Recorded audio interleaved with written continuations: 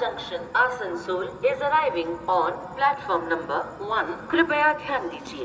गाड़ी संख्या 12332 हिमगिरी एक्सप्रेस जम्मू तवी से चलकर वाराणसी पंडित दीनदयाल उपाध्याय जंक्शन पटना जंक्शन आसनसोल के रास्ते हावड़ा को जाने वाली कुछ ही समय में प्लेटफॉर्म क्रमांक 1 पर आ रही है। May I have your attention please?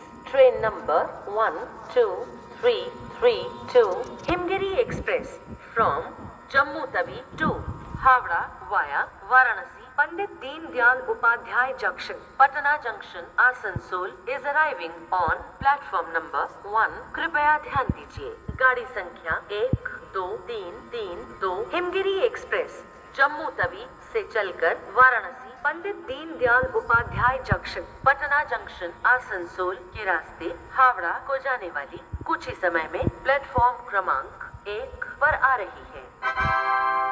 May I have your attention please?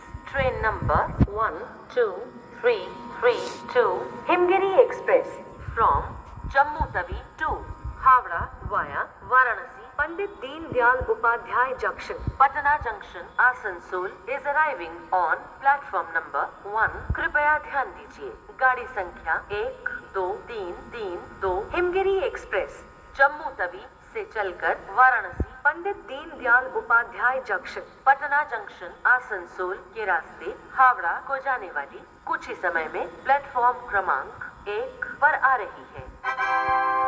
May I have your attention please?